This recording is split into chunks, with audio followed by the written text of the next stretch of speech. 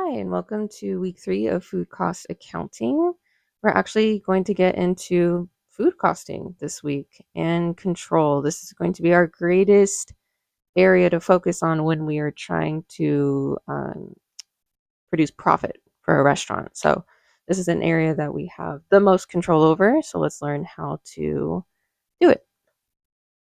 Our learning objectives this week are to find those costs. So we're going to learn a couple different formulas. You'll probably recognize some that you've already done in your life and you just didn't realize that there was like an actual formula for it.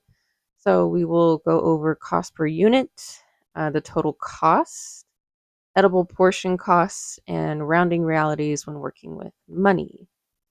Then we're going to move into recipe costing. So we will revisit yield percentages again from last week to help us discover food cost percentages and how to set the selling prices on menus. And lastly, because this is a lot of math and there are tools to help us now, I will cover two important documents that we use when we are costing out recipes. That's going to start with our standardized recipe cards, and then we will discover costing sheets. First up, we have determining cost per unit. So this involves our as purchased cost, which is pretty much what you paid for that ingredient at the store or through your purveyor. We are always working with purveyors in the industry because we are purchasing in bulk to save money. And because we're purchasing in bulk, our food and other ingredients has a lot of different units and sizes that are available to us. That might look like cases, pounds, containers, things sold by the each. Metric system pops back up for certain ingredients. All of our volume measurements are used, specific size jars. The list could go on.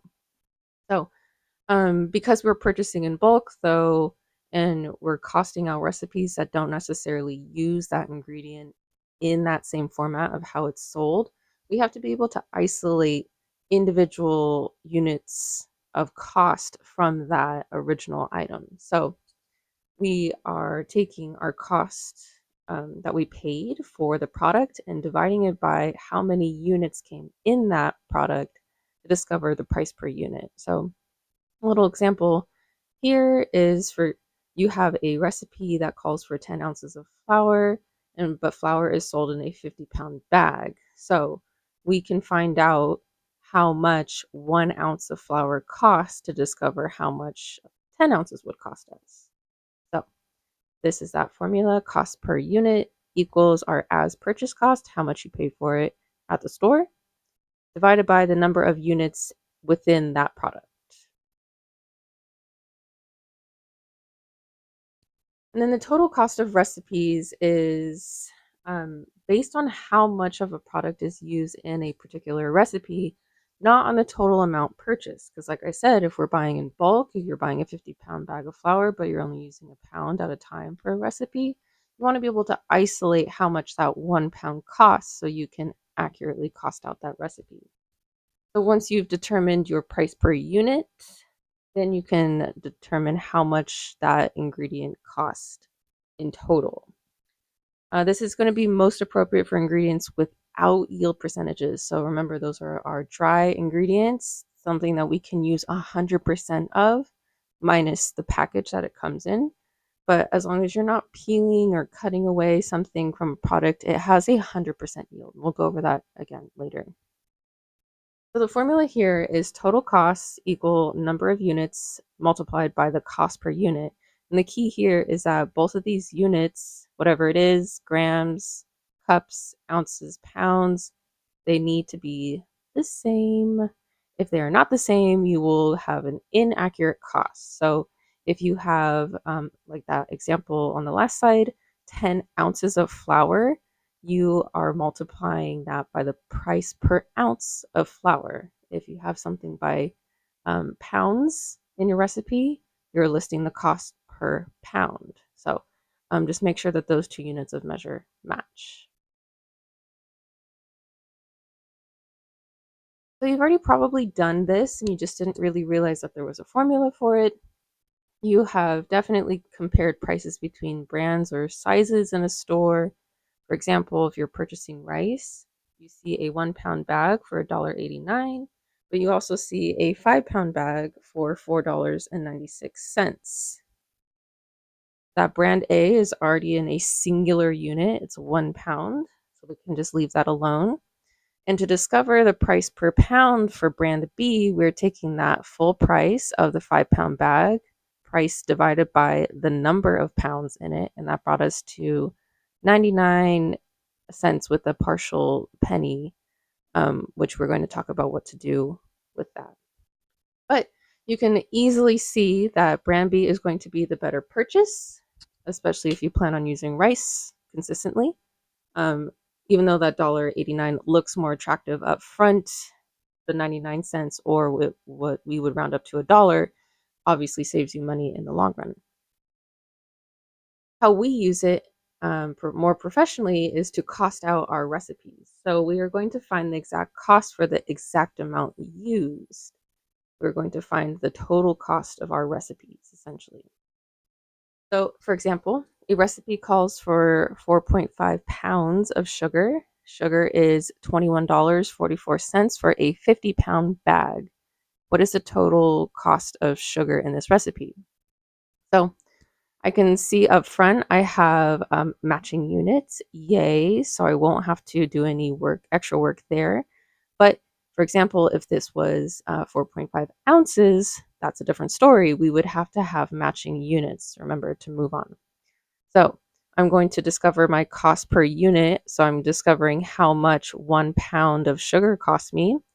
And I'm taking 21.44, dividing by that 50 pounds in that bag to discover that sugar, 1 pound costs us 42.88. Don't round yet.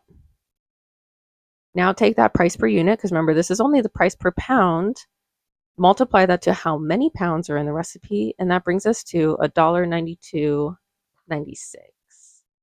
And since we're working with money and we always want to make sure that we're covering our costs, if you have any partial penny, so anything after this second place in the money expression, that even if it's a one, you round up just in case, because over time those partial pennies add up. So that's why we want to just go ahead and take care of it, fill that gap, round that partial penny up. So these are the steps for everything that we just did. One, read the problem to determine the quantity being costed. Two, identify the given as purchased cost information. This is from a receipt, this is from an invoice, or you can pull up your purveyor's website or app and just do the quick research to find out how much you paid for it. Then you're going to select the unit to be used for both the AP costs and the quantity if they are not the same. But if they're already the same, you're in good hands. You can just move forward. But if you're not, make sure that you convert the other units of measure to match the unit selected and find the cost per unit. So again, that as purchase cost divided by the number of units in that item. Then move forward, substitute the numbers into the total cost formula and multiply to find the total cost.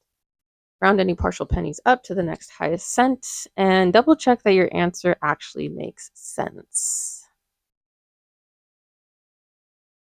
So for example, the recipe calls for 1.5 teaspoons of dried tarragon. 1 tablespoon weighs 0.08 ounce. Tarragon can be purchased in 4-ounce jars for $13.20. How much will the tarragon cost for our recipe? So immediately I see here I have a teaspoon, I have a tablespoon mentioned, and I have ounces. So we have a couple different units of measure. We're going to have to definitely determine where we want to end. So one, read the problem to determine the quantity being costed. We are trying to find the cost of that 1.5 teaspoon of tarragon. Two, no, give me a second. There we go. Sorry. Two, identify the given as purchased cost information. The word problem told us that tarragon costs $13.20 for 4 ounces. we're now going to select the unit for both the AP cost and the quantity. So we're going to do ounces since both the cost and conversion are in ounces. So they're talking about this conversion right here because especially these are those volume measuring spoons again. It's not going to be accurate to get a cost per teaspoon. So that's why we're going to switch over into weights. So that's all the quick math we have to do here to convert the units of measure to match. So 1.5 teaspoons over this bridge method, we're trying to convert into tablespoons. So every 3 teaspoons makes 1 tablespoon, and otherwise we are looking at half a tablespoon. Now we're going to convert that half tablespoon into ounces. So that half tablespoon over 1 multiplied by that conversion that the word problem gave us. And we're looking at 1.5 teaspoons weighing 0.04 ounce. So now we can move forward because we're in ounces. We're not in teaspoons anymore. Ounces. So plugging it in, $13.20, how much that jar costs us, dividing by 4 ounces. And now we can see that tarragon is $3.30 per ounce. So now we can find the total cost of that tarragon for this recipe. So we're going to take our formula, total cost equals the amount used in the recipe multiplied by the cost of that specific unit. So again, ounces here, cost per ounce here. That simplifies to 13.2. And again, we're rounding up that partial penny to the next highest cent. So that 1.5 teaspoon of tarragon cost us 14 cents. Tarragon is a little pricey, so I do believe this price. Next, we have edible portion cost. So this is going to be similar to what we just did, except where we are factoring in the waste that we experience when we are cutting and processing food items.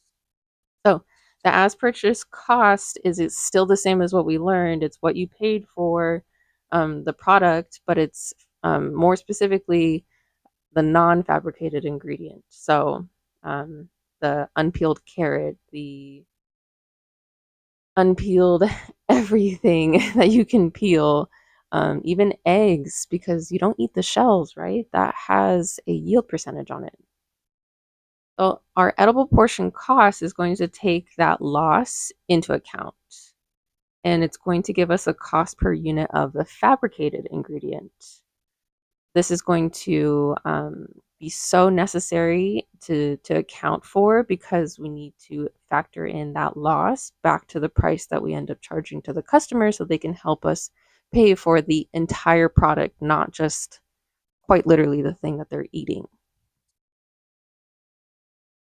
So our formula here is edible portion cost, otherwise as EPC, which I know we start seeing a lot of acronyms. So I'm going to try to write out the full expression most of the time, constantly giving us reminders of what those acronyms are.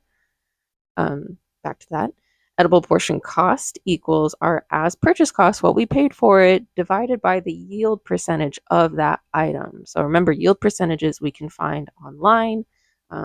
Some of our textbooks have them. There's a solid book strictly about yield percentages that I mentioned last week or the week before. It must have been last week. So let us see this in action. So the steps for calculating the edible portion costs, similar to what we just learned for total cost before. 1, identify the given as purchase cost information. So again, this is something that's coming from an invoice, a receipt, or a website. Decide which unit to use for quantity and cost and convert the as purchase cost to this unit. So especially, like I said, if they're not matching, they need to match. Get them to match. Find the yield percentage, do your research, plug in the as purchase cost and yield percentage to the formula and solve, and then make sure that your answer is reasonable.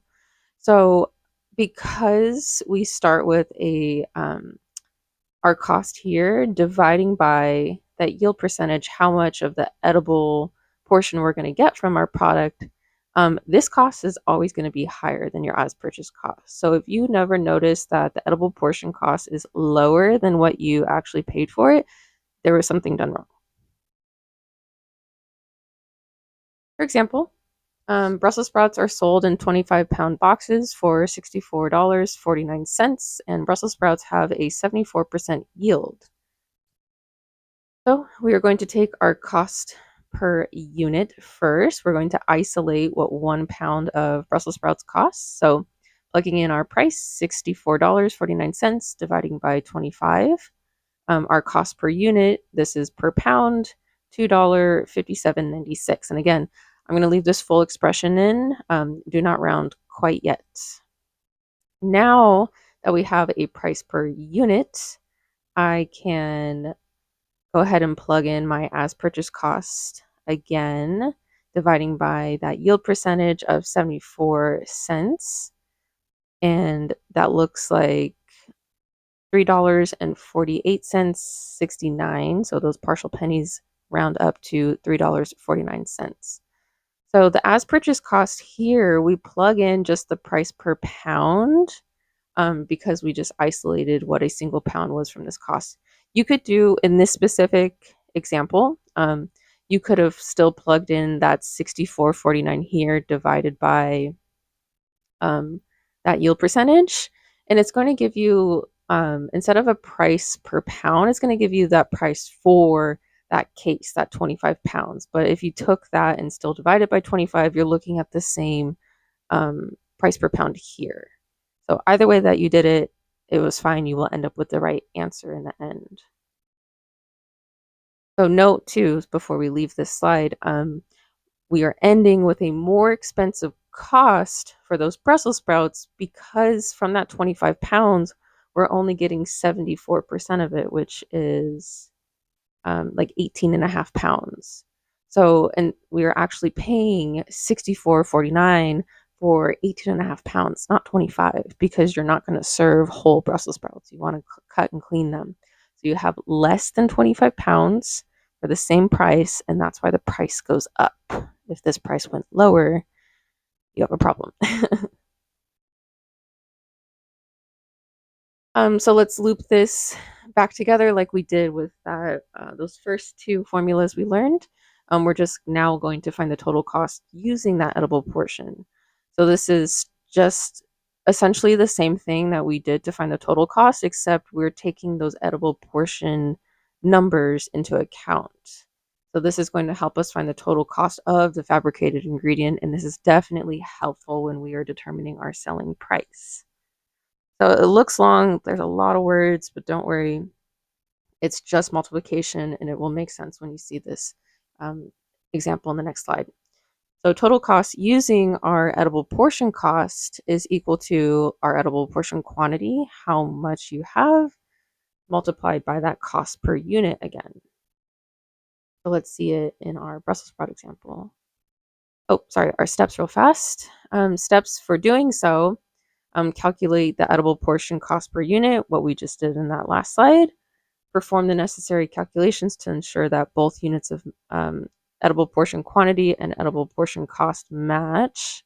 Again, you'll see that theme over and over again. Always make sure that those two, if you're multiplying something together, dividing something, they need to match, because if not, you're not going to have an accurate calculation. Plug in the edible portion quantity and the edible portion cost to the formula to solve, round any partial pennies up, and make sure that your answer is reasonable. So let's finish off that Brussels sprout recipe now.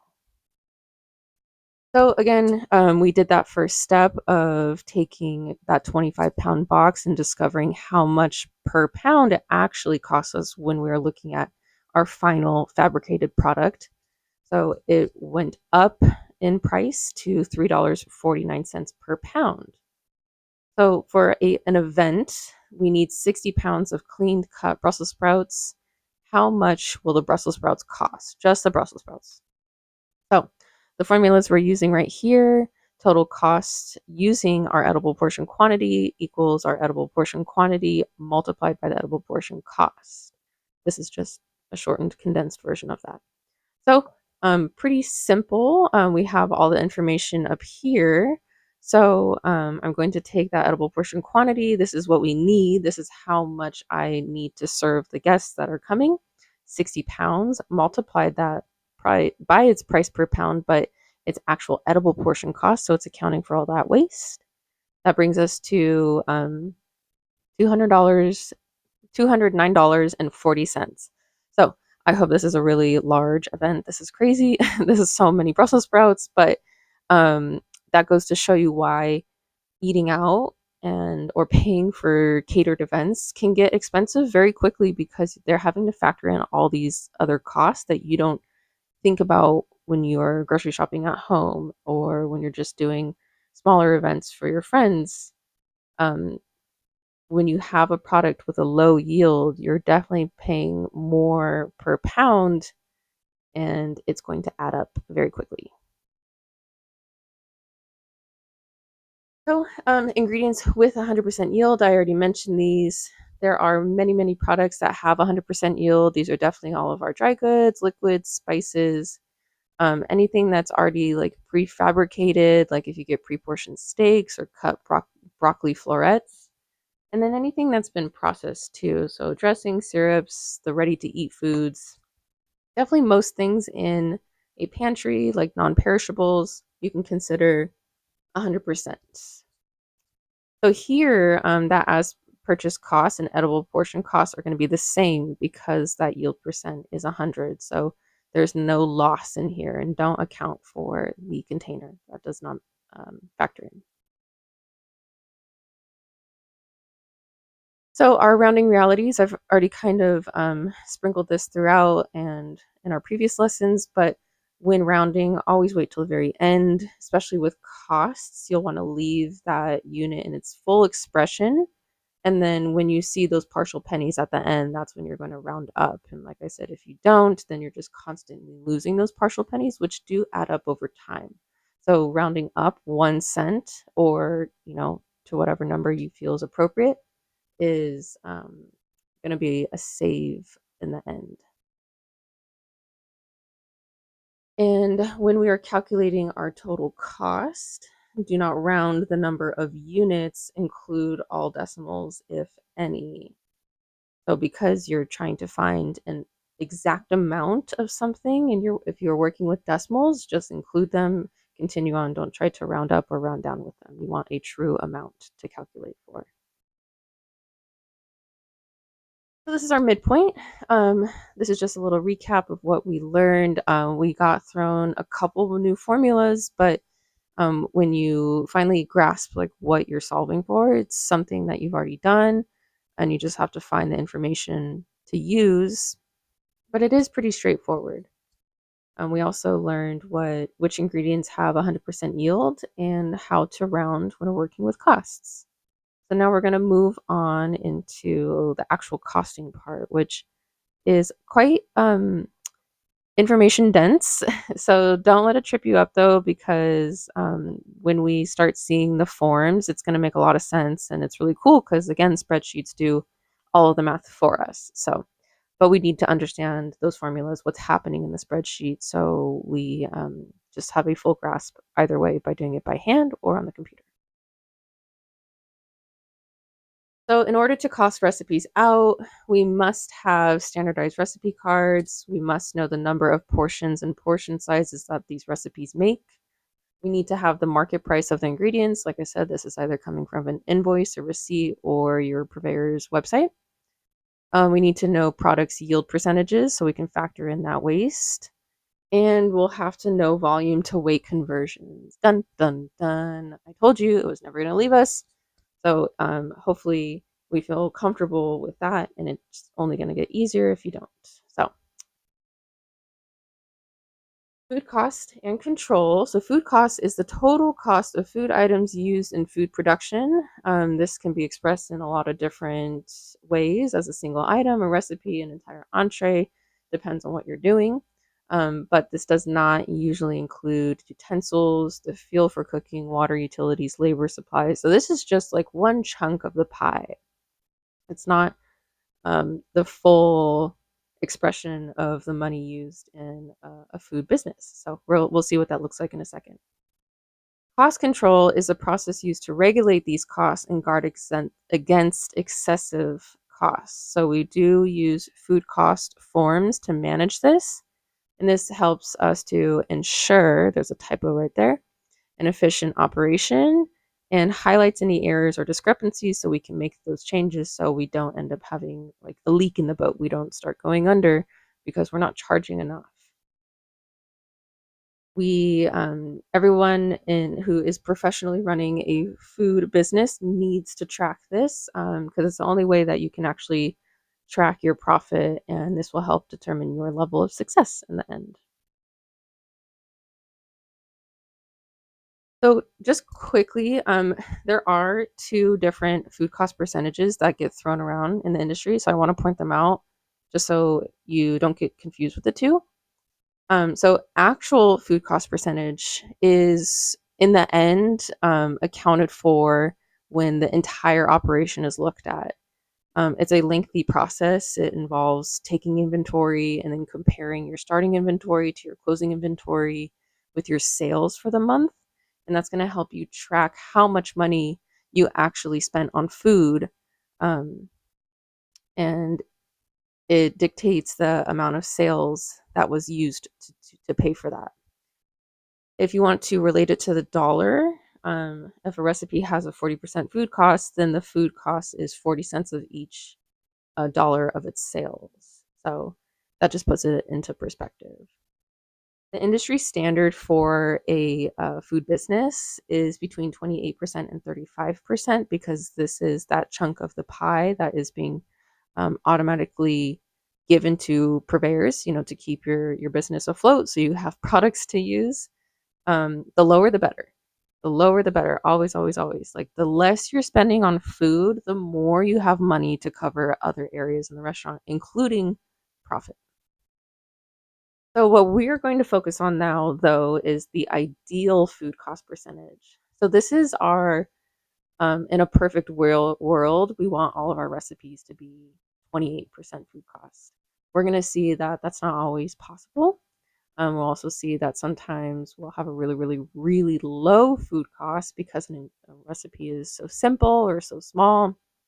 Um, but in the end, we want to make sure that on average we have, a profitable food cost percentage. So the ideal food cost percentage is applied to each recipe to determine a selling price. This compares the total cost of a recipe to the selling price, and we do this because it's giving us a bare minimum, essentially. It's telling us, hey, you have to charge at least blank amount of money for this menu item to have the food cost percentage be this percent. So let us see that in action. So this is the actual food cost percentage. So I thought it was appropriate. Pizza, since we're talking about food businesses. So this is the business as a whole. These are all the sales, and this is how the sales are split up. So immediately 30% cost of goods. This is also known as our food costs, but cost of goods also could include other, if they're selling beverages, things like that. So cost of goods is usually all of those food related items. Labor, another huge chunk. We have to pay our workers, another 30%. Controllable expenses, 10%. Occupancy and utilities, 8%. Administrative expenses, 5%. Interest expenses, 7%. Maintenance is 4%. Other is 3%. And look at that, the last little slice, profit, 3%. So in terms of our entire restaurant, where the money is split up, every dollar in sales, we are only earning 3 cents off for profit. So this is why restaurants are so expensive. If you're wondering why it's so expensive to eat out, it's because of this. Like your dish in a restaurant is paying for this entire operation. And we can't forget that. That's why we have to support small businesses too. So, like I said, we're going to focus on the ideal food cost percentage though, because the actual food cost percentage is a much bigger calculation involving a lot more steps that we're not going to get into right now. So, um, you want to stay within those industry standards to make a profit. 28 to 35%. Again, lower is better. You will apply this ideal food cost percentage to all of your recipes and then use it as a reference point to set your actual selling price, what you're actually going to list on the menu. Calculate the total cost for a recipe, add up all of those total costs of ingredients to get a collective amount, and this should include everything that's being served. So you need to know how much everything in a recipe costs at its exact unit of measure. So a teaspoon of salt, a cup of oil, things like that. You need to have that priced out to match those units, adding up all of the ingredients in a recipe, and that will give you your total cost. Sometimes this does include um, things that necessarily aren't eaten that comes with food, like if you had a paper underliner or a little um, paper basket for fries or a garnish, those things that aren't so straightforward of being part of the dish but are actually on the plate, you definitely want to factor in because those cost money still, right? Then you will find your cost per portion based off the number of portion the recipe makes. So this is why it's important to have those standardized recipe cards. We know how many portions and the portion sizes. And then we're going to divide that cost per portion by the chosen food cost percent. So our ideal food cost percentage is coming back into play. We are going to be using that to determine our actual selling price. And this is done to stay within a set budget and done to compensate for recipes with higher food cost percentages. Something that at that ideal food cost percentage, it's just too ridiculous, it's too expensive, and you have to lower it, then you can charge more for something that doesn't cost as much. And like I said, you're trying to get that average. So between that higher food cost percentage and that lower food cost percentage, you have hopefully somewhere within our industry standard of 28 to 35%. So the formula for this is two steps. You're taking the total recipe cost. Remember how much all of the ingredients in a recipe add up to, dividing it by the number of portions that that recipe makes you, and that is a cost per portion. So a cost per single plate. Then you're going to move forward by determining your selling price. Your cost per portion is brought down from that first formula, and you're dividing by your ideal food cost percentage. So this is usually a number two that a restaurant has decided for itself. You know, we're aiming for 28%, we're aiming for 30%, we're aiming for 31%. Like I said, the lower the better, but sometimes when you go too low, your prices are really high. So this is determined usually by the restaurant, the owner, the chef, whoever. So that's going to help you determine your selling price, which is your menu price. Let's see this in action. You are gearing up to start an ice cream sandwich business this summer.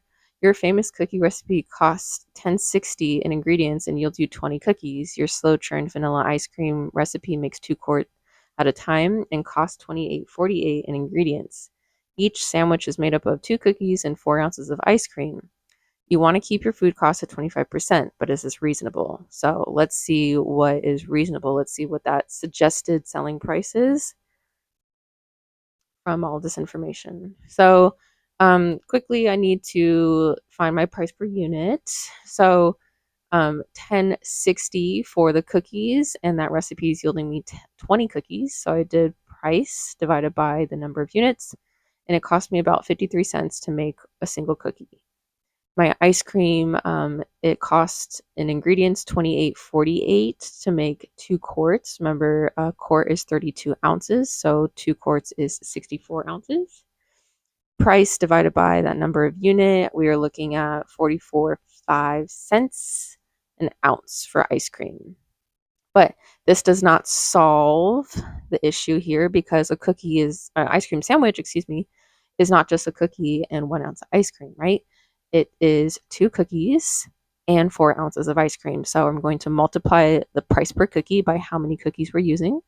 And then that price per ounce of ice cream multiplied by how many ounces of ice cream we're using to make one ice cream sandwich, totaling $2.84 for a single ice cream sandwich. So that's how much it costs me as the business to make. However, I'm trying to keep my food costs at 25%, which is so low. That would be great. Let's see if I can do it. So, cost per portion dividing by that ideal food cost percentage, $2.84 divided by 0.25, because remember, we can't put a percentage in a fraction. We have to turn it into a decimal first. And that brings me to $11.36. Now, depending on your clientele, where you're setting up, I don't think that this is too bad for a small business. It seems like it's an artisan ice cream sandwich. I would actually round it up to 12 for a nice flat number and see if anyone bites.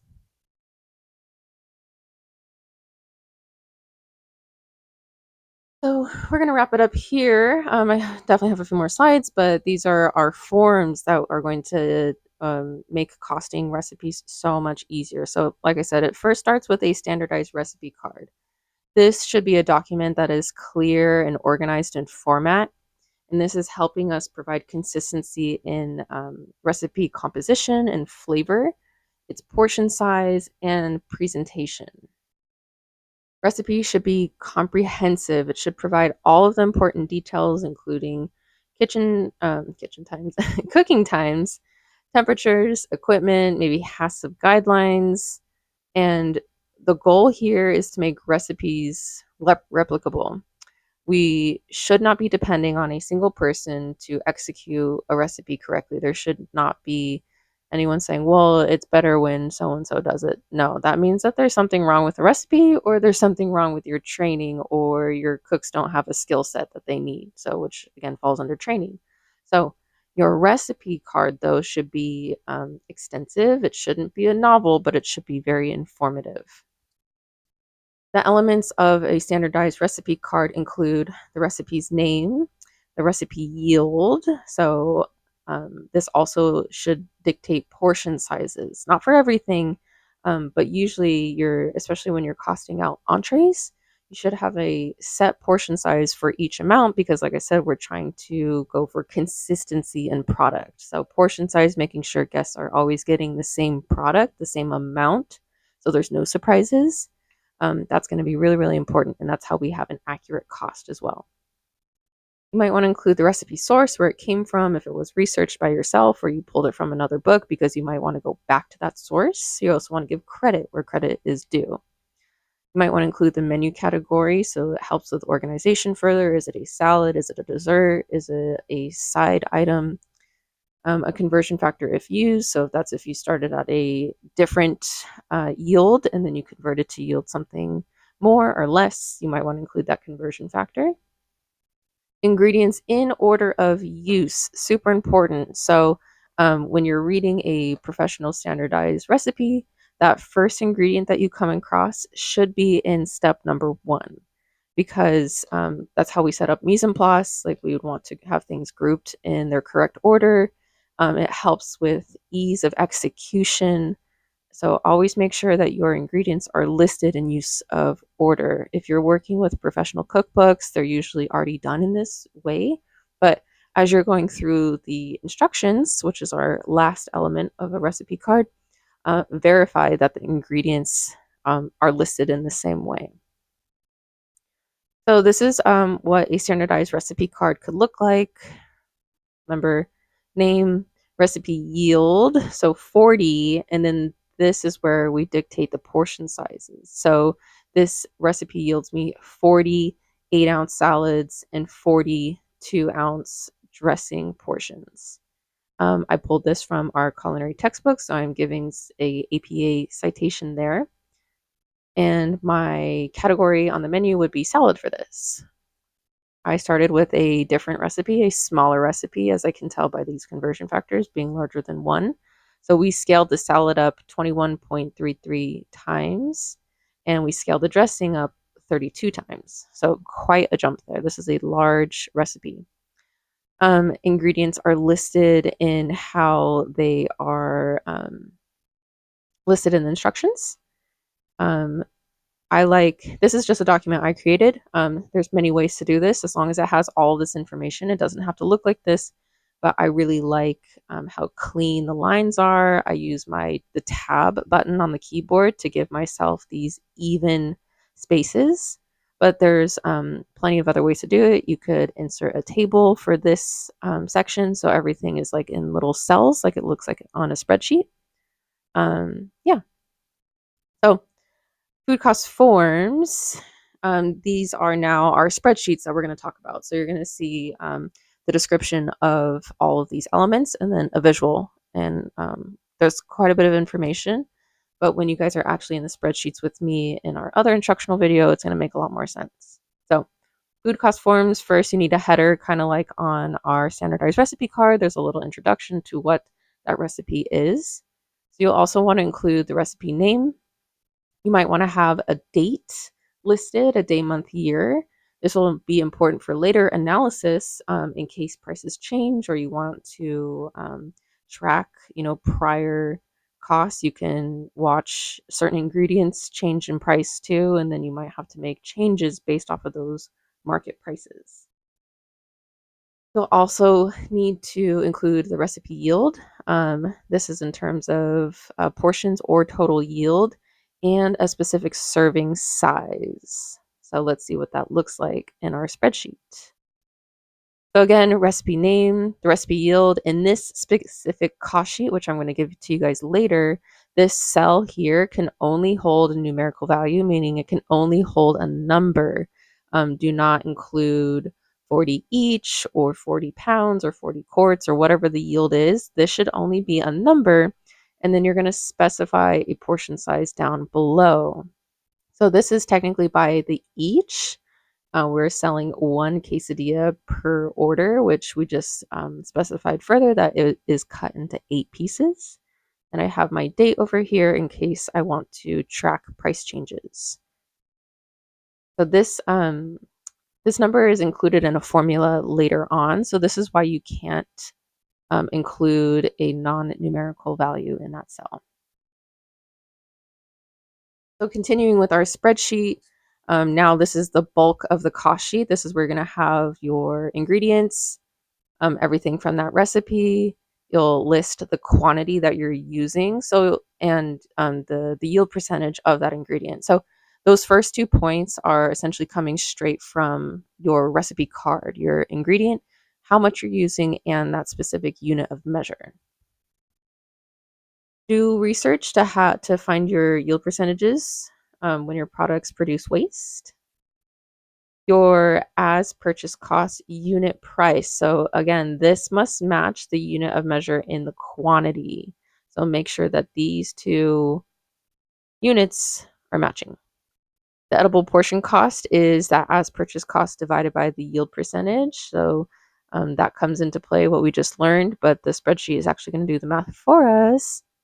And then the total amount is the edible portion cost times the quantity. So let's see what that looks like. So again, these 3 columns here should look exactly like your recipe card.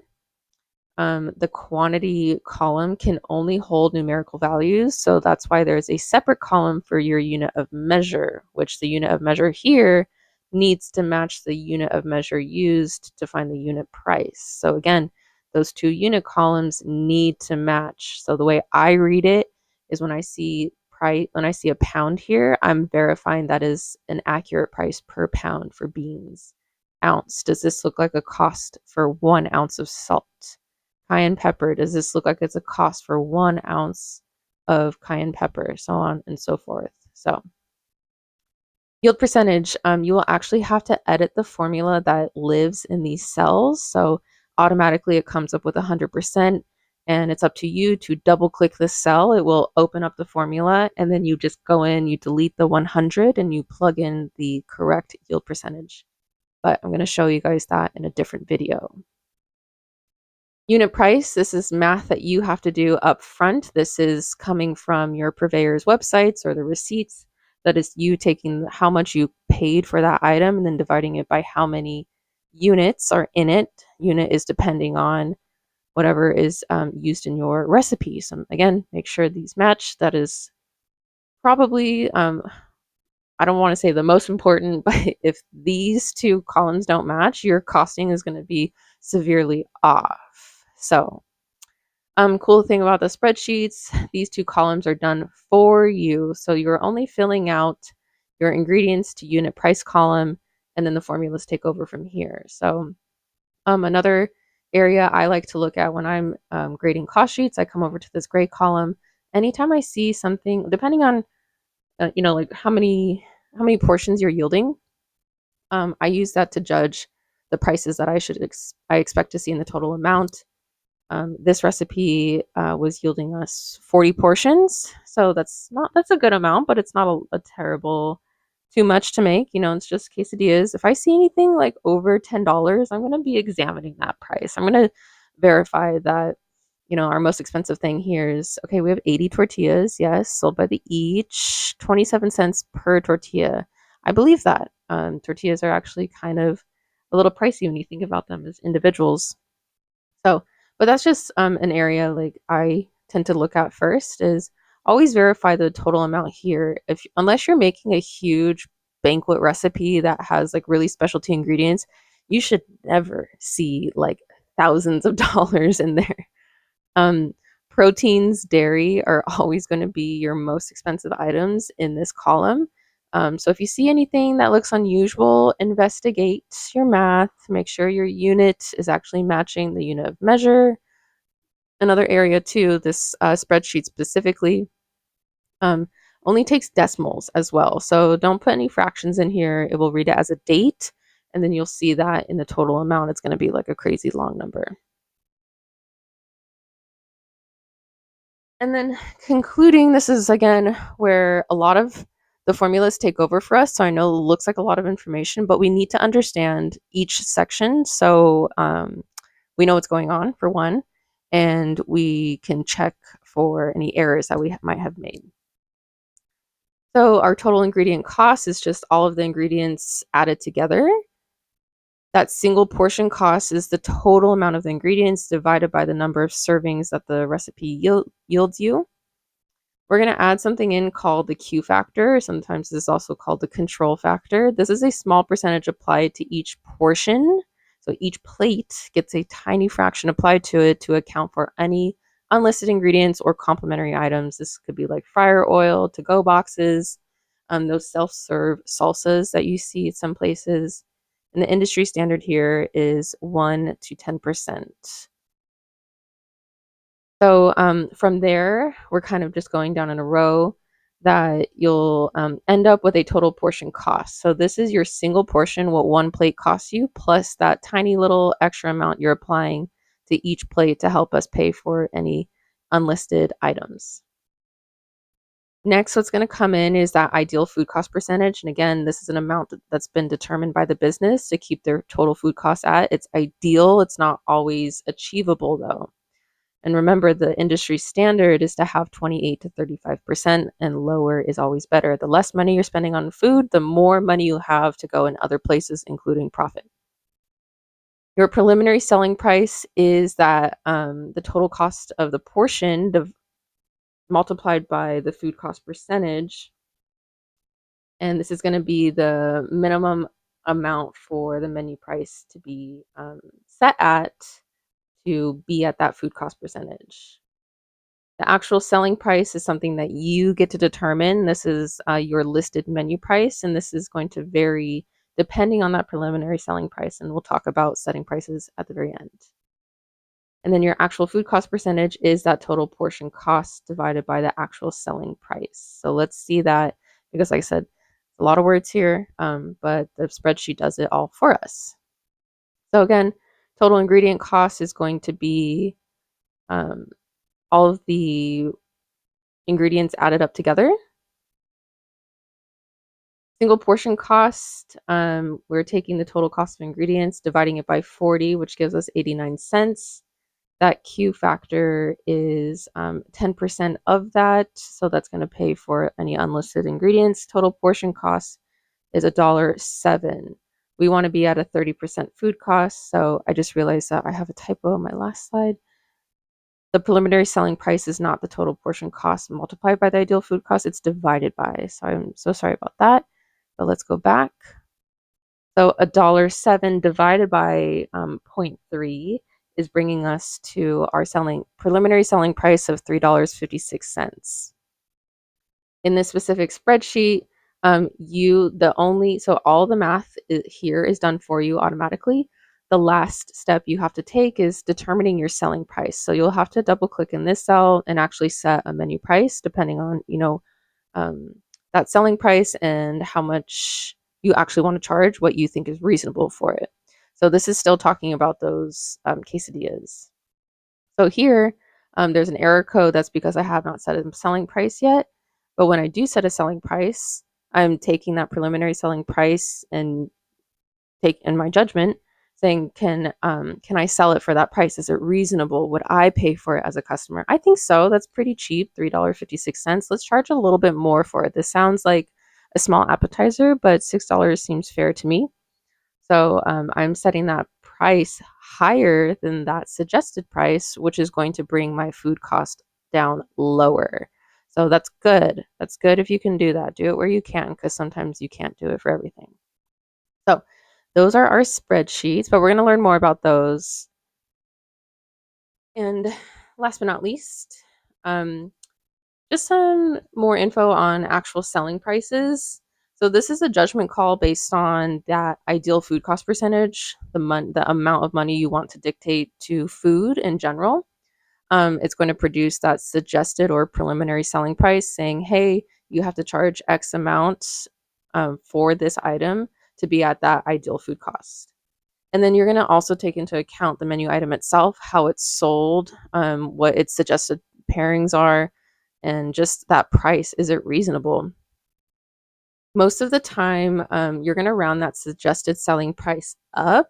And my specific opinion is going to the half dollar or whole dollar, because it's just a little more visually appealing than what I call loose change prices, like $5.87 versus something like 350 or 45.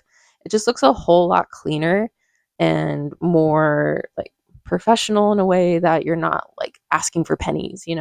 So that $5.87 should have just been rounded up to 6, in my opinion. That would look a whole lot cleaner. Um, Occasionally though, you will have to round selling prices down, or even just like not even rounding, you're like significantly pricing something lower. And that's because there are items that are just too expensive to be sold at that ideal food cost percentage. So again, this is where that average idea is coming back into play, that yeah, you have steak frites, so a steak with a sauce and fries. If those two were separate items, you could get the steak by itself, you could get the fries by itself. But if you price that steak at that ideal food cost percentage, it's going to be so expensive. So what you do is you underprice that steak just a bit, and the fries, because it's a suggested pairing, you can anticipate a lot of people purchasing those two items together. You price the fries like crazy high in relation to how much it actually costs you as a business. You might see like a 5 to 10% food cost on the fries, but that's because together those items are going to balance out, and you're going to be closer to your ideal food cost percentage. So this can help make those items, those more expensive items or unique items, more attractive and more sellable to your clientele. There's so much psychology behind menu creations that I love talking about it, but this is a math class, so I can't get too much into it. But rounding is definitely important to talk about. So that sums it up this week.